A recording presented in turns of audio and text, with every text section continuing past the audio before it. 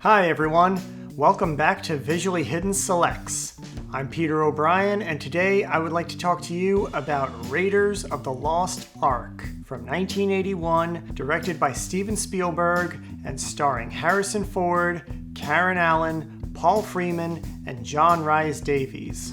This is the first installment in the Indiana Jones film series, and honestly, it's probably the best. I mean, it's definitely my favorite, which is why I selected it for this series, but if you've seen the other films, please leave us a comment and let us know which one is your favorite. The character of Indiana Jones was actually created by George Lucas around the time that he was developing Star Wars, and so he put this one on the back burner in favor of Star Wars. But once that film was successful, he wanted to bring Indiana Jones to the screen as well. And so he developed the story with Philip Kaufman, but when it came to writing the script, they brought in Lawrence Kasdan, who had very recently worked on the script for The Empire Strikes Back and would subsequently work on Return of the Jedi. This is really the film that established Steven Spielberg as the filmmaker we know today. Yes, he did have great success with Jaws, but his following film, Close Encounters, while it was successful, it was not Jaws successful, and following that was 1941, which is pretty much his only real flop as a filmmaker. But both of those films went over budget and over schedule, and so no studio really wanted to work with him at that point. It was really only through the merits of George Lucas and the success of Star Wars that he was able to make a deal with Paramount Pictures that included Spielberg as the director. And he told him straight up, listen, you're not going over budget with my bank. So it forced Spielberg to really become a more focused and disciplined filmmaker. And I think the humility that he suffered from 1941 also really gave him a little bit of fire in this particular film and gave him something to prove, which of course he did. And one thing I always really kind of like about Steven Spielberg movies is his casting choices. He really has some very interesting selections. If you look at a lot of his films, yes, of course he has his star as a main character, but then he always peppers the cast with these very unique character actor choices.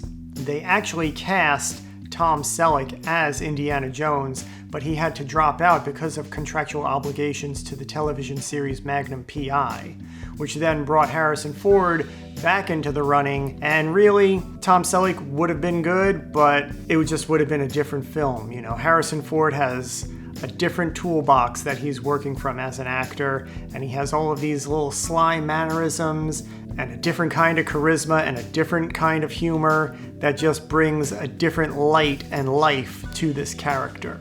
So I don't think either one would have been a wrong choice, but I definitely think they made the right choice with Harrison Ford. But I think what would have made this film exceptionally interesting was Spielberg's first choice for the role of Sallah, played by John Rhys-Davies. Originally, he wanted to cast Danny DeVito in that particular role, but again, Danny DeVito was not available due to his contractual obligations to the television series Taxi. So there's somewhere in a parallel dimension a very different and interesting version of this particular film. And John Rhys-Davies really is a great choice for the role of Sallah. He just has this big presence, and he brings a lot of heart and humor to this story. And one of the really great things about this particular film is there is a female lead, played by Karen Allen, and she is not your damsel in distress by any stretch of the imagination. She is actually a very competent, capable equal to Indiana Jones. In fact, she's the only person who could probably keep up with him in the grand scheme of things. Marion Ravenwood clearly has a history with Indy that comes out the moment they see each other. It doesn't get in the way of the story, it only enhances the story, and so their chemistry kind of boils up throughout the course of the film, and they just have a great rapport that comes out in various scenes and sequences. But one of my favorite bits of casting in this film has to be Paul Freeman as the villain Belloc. He just gives such a great and strong performance. He is a British character actor. He's, of course, in one of my all-time favorite movies, The Long Good Friday. Here he's playing a rival French archaeologist to Indiana Jones, and they just kind of go tit for tat, they're in this constant game of chess when it comes to archaeology in the 1930s, and their dichotomy just can't be beat when it comes to protagonist and antagonist relationships. One of the main influences for this film was the adventure serials that George Lucas and Steven Spielberg would watch in the movie theater as small children during the 1940s and 1950s. They were basically these little short films that they would see every week that added up to one big story. And so this film really embraces that particular story structure. There is a very significant either action sequence or dramatic sequence about every 12 to 15 minutes. And there's a number of instances in this film where if you cut it right, it could very easily seem like Indiana Jones is doomed every 12 to 15 minutes, but somehow, as the hero, he pulls through. Another big influence on this film is the James Bond film series, and those influences become a little more evident in subsequent Indiana Jones films in that he globetrots and he has all of these exciting adventures and it's just non-stop action. But for example, this film starts off with a little side adventure in the very beginning before we get into the main adventure of the story looking for the Lost Ark. And if you've ever seen a James Bond film, you know that it always starts off with a little adventure before the main adventure of the story. And that's kind of a carryover from the James Bond inspiration for this particular film series. But when it comes to Indy's costume design, there is a very direct influence from a film called Secret of the Incas, starring Charlton Heston from 1954, where he sports a brown bomber leather jacket and tan pants as well as a fedora, and he is also in pursuit of an ancient artifact as well. So it's part of a time period in which the creators come from that influences their work, just as this film influences a number of filmmakers today.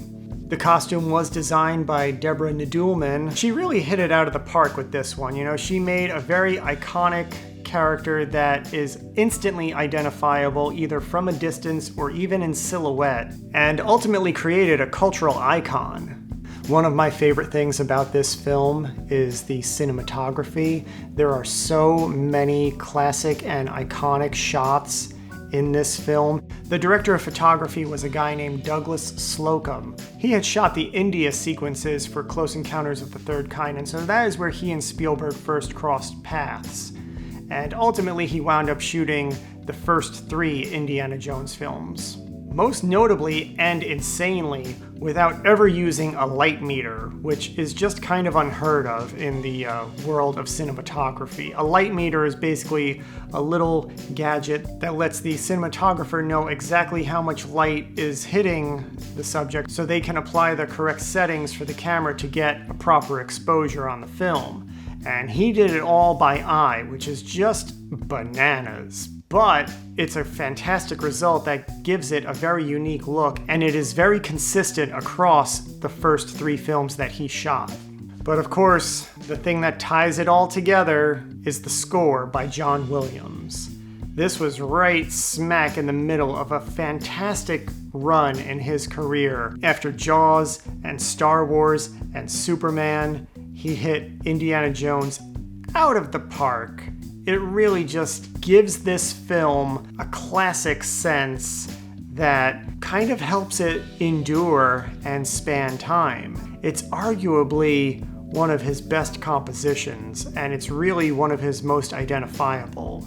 But really, this film is just firing on all cylinders from start to finish, through the writing and the story, the direction, the casting and performances, the costumes, the music, the cinematography, and it all just comes together flawlessly and seamlessly, which is one thing that I think will just allow this film to endure for a very, very long time.